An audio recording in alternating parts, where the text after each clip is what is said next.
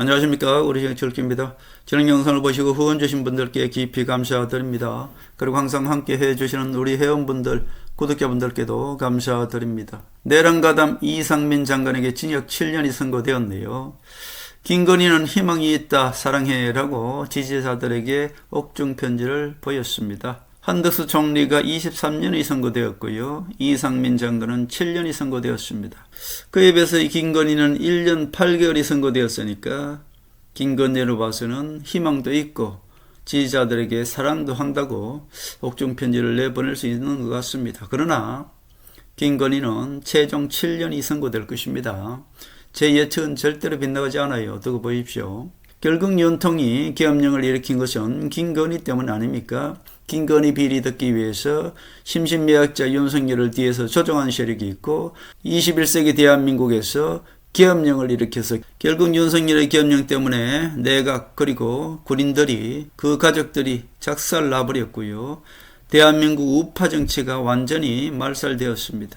이런데도 불구하고 윤통은 법정에 나와서 난 모르는 일이다. 부하들에게 모든 것을 떠넘기고 그러나 내각이나 부하들도 책임이 있죠. 어떻게 보면은 잠시 권력 욕심이 동했기 때문에 윤석열의 계엄령에 동조했던 것 아니겠습니까? 결국 한덕수, 이상민, 김용현 등등 모두 권력 욕심 때문에 윤통의 계엄령에 동조했던 것이고요. 실질적으로 가장 나쁜 놈은 김무성과 정진석 뒤에서 조종했다. 전 그렇게 보고 있습니다. 장동혁이 오찬 1시간 전에 취소를 해서 오찬 국을 열심히 해놓고 전환길이가 한마디 하니까 모든 것을 취소해버렸습니다. 이런 것을 보면은 제1야당 대표라는 것이 하루 전날 모두 약속을 해놓고 1시간 전에 모두 취소하는 스스로 갈팡질팡 오락가락하고 있다. 그렇게 볼 수 있겠네요. 장동혁에 대해서는 이제 비판할 가치조차 없기 때문에 그냥 무시로 넘어가겠습니다. 우리 국민들도 장동혁에 대해서는 더 이상 애정이 있어야 비판도 하는 것인데 이제 대구에 가더라도 대구 국민들도 장동혁에 대해서는 그냥 무관심하는 것 같습니다. 한덕수가 23년이 선고되고 이상민이 7년이 선고되고 김건희는 1년 8개월이 선고되었습니다. 그러나 검찰이 항소를 했으니까 개인적으로 두 개 합쳐서 7년 이상 나올 것이다. 저는 그렇게 봅니다. 김건희는 반드시 7년 이상 나옵니다. 최종적으로. 그리고 윤석열은 검찰 구형이 사형이죠. 그러나 직위원 재판부라고 하더라도 사형은 아니라도 무기징역으로 아마 내려질 것이다. 선고할 것이다. 저는 그렇게 봅니다. 19일에 재판이 나오면은 직위원 재판부이기 때문에 사형은 아닌 무기징역이 나오지 않을까 저는 그렇게 보고 있습니다. 윤석열 한때 대통령까지 한 사람이 모든 것을 부하들에게 떠넘기고 내각에 떠넘기고 자기는 모르쇠로 지금 일관하고 있습니다. 이런 것을 보면은 윤석열은 탄핵이 되길 다행이지 탄핵이 안 되고 5년까지 갔으면은 대한민국은 정말 큰일 날 뻔했습니다. 모든 것을 부하들에게 떠넘기는 그런 행태를 보이는 것을 봐서는 알코올 중독자여 심신미약자인 것을 스스로 내보이고 있죠. 우파 유튜버들 중에서 유일하게 우리 정치 읽기만 윤석열은 알코올 중독자의 심신미약자라고 제가 말씀드렸고 윤석열이 살 수 있는 유일한 방법은 한동훈이가 대통령이 되어서 심신미약자임을 밝혀내고 사면시키는 것, 이것이 윤통이 살 수 있는 유일한 방법이다. 그렇게 말씀드렸습니다. 그리고 심신미약자를 이용해서 계엄령을 유도한 가장 나쁜 사람, 가장 나쁜 세력이 2명 있다고 말씀드렸고 그 사람이 바로 김무성과 정진석이다. 그렇게 말씀드렸습니다. 계속 윤통에게 술을 먹게 한 것, 그것이 바로 비서실장 정진석이다. 전 개인적으로 그렇게 보고 있는 것이고요. 정진석을 뒤에서 조종해서 윤석열의 계엄령을 일으키게 하고 윤석열의 계엄령을 이용해서 한동훈과 윤석열을 동시에 끌어내리려고 했던 것이 바로 김무성이다. 저는 그렇게 보고 있는 것입니다. 그리고 김무성이는 한동훈을 대표해서 내쫓고 윤석열을 탄핵시키고 나서 결국 어땠습니까? 김무성이 속셈을 드러냈죠. 가장 먼저 개헌을 들고 나왔던 것이 바로 김무성과 박지원 아니었습니까? 결국 이 모든 것들은 하늘이 김무성을 심판하기 위한 것이고 김무성과 박지원을 심판하기 위해서 결국 토사구팽 이재명을 사냥개로 내세웠다. 제가 그렇게 말씀드렸습니다. 자, 지금까지 이런 것들은 제가 다 말씀드렸기 때문에 한 가지 굳건히 말씀드리는 것은 김무성도 하늘의 심판을 받을 것이고요. 정진석 비서실장도 반드시 감옥에 가야 되는 것입니다. 제가 지명했던 정강훈, 황교안, 정진석, 추경호 이 자들은 반드시 감옥에 갑니다. 이 자들이 감옥에 가야 대한민국 정치가 바로 서는 것이고요. 김무성은 하늘이 심판할 것이고요. 김무성은 자손 대대로 자기가 죄 지은 것에 대해서 그 자손이 하늘의 심판을 받을 것이다. 저는 그렇게 생각해 봅니다. 자, 지금은 하늘의 심판 시대라는 것이 여러 곳에서 나타나고 있습니다. 전 세계 언론 미디어를 좌파 쪽이 장악하고 있다. 그렇게 말씀드렸고, 그렇기 때문에 미국 트럼프도 전 세계를 상대로 지금 하나님의 섭리, 하나님의 심판을 내리고 있습니다만은 결국은 어떻습니까? 그 미디어를 장악한 좌파들이 트럼프를 계속 공격하고 있다. 지금은 그렇게 보고 있습니다. 지금 현재 전 세계 언론은 좌파 쪽, 왼쪽이 장악하고 있다 제가 말씀드렸고, 그래서 대한민국도 언론이 마음만 먹으면은 대통령 하나 탄핵하고 감옥 보내는 것은 아주 쉬운 일이다, 쉬웠다 그렇게 볼 수 있겠습니다. 각 나라의 국민들은 언론을 통해서 모든 정보를 취득하지 않습니까? 그렇기 때문에 언론이 그렇다 하면 그런 것이고 언론이 곧 법이다 그렇게 볼 수 있겠습니다. 그러나 전 세계 언론을 일루 땡땡 세력들이 장악하고 있기 때문에 그 일루 땡땡 세력들의 아시아 수장이 누굽니까? JTBC 홍석헌 아니겠습니까? 그렇기 때문에 홍석헌이는 전 세계 언론에서 큰 역할을 지금까지 하고 있습니다. 전 세계 신문협회 회장도 역임을 했고요. 그렇기 때문에 노무현 정부 때는 유엔 사무총장도 지명을 했으나 결국 어땠습니까?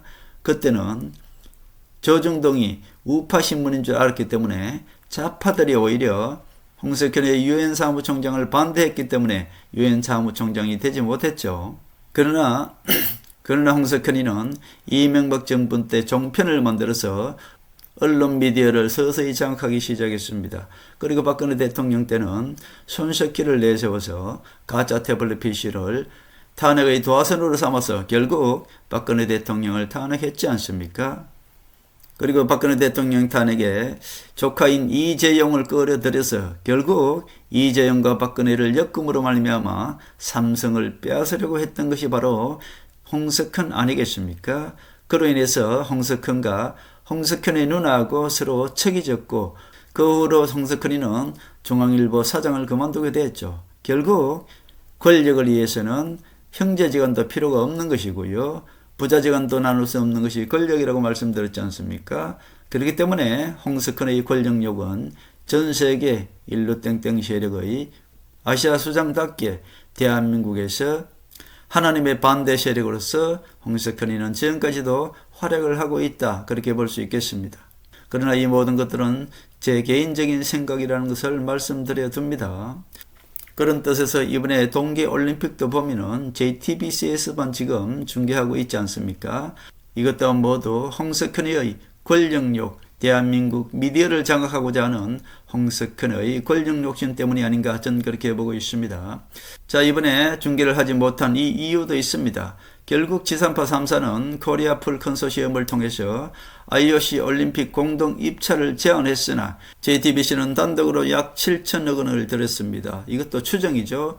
동학의 올림픽 중계권 따는데 3,100억 원, 월드컵 독점 중계권을 따는데 한 3,700억 정도 들었다는 추정치입니다. 이렇게 입찰을 받아가지고 이것을 가지고 지상파 3사에게 재판매하려 했는데 너무 비싼 금액을 내세워서 결국 동계올림픽 중계권을 KBS에다가 한 1,000억을 제시했나 봐요. 그리고 MBC와 SBS는 한 500억 원을 이렇게 재판매하려 했는데 판매에 실패했기 때문에 JTBC에서만 지금 열심히 중계하고 있지 않습니까? 결국 이렇게 욕심을 부리다가 잘못하면은 JTBC 파산하게 생겼다. 그렇게 볼 수 있겠습니다. 결국 지금은 유튜브란 언론 미디어를 대체하는 플랫폼이 많이 생겼지 않습니까?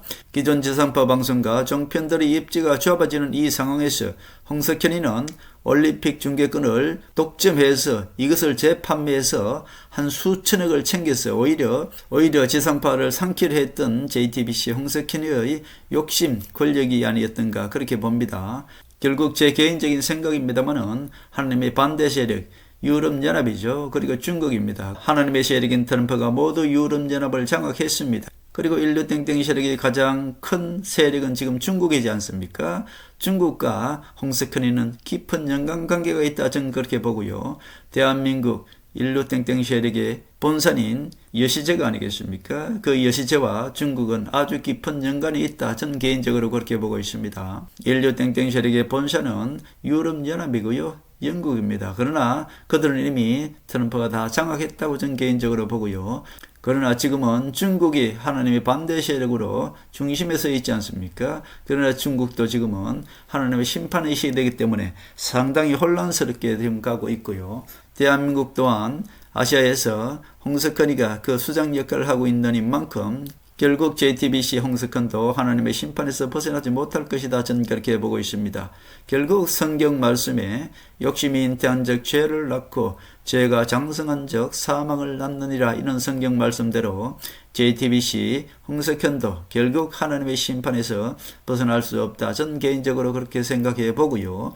JTBC의 이 욕심 때문에 우리 국민들의 시청권 또한 제한받고 있는 것이 아닌가 그렇게 봅니다. 하늘이 반드시 대한민국 정치를 지난 40년 동안 말아먹은 김무성, 그리고 정진석, 그리고 JTBC 홍석현 모두 하나님의 심판을 면치 못할 것이다. 전 개인적으로 그렇게 생각해 봅니다.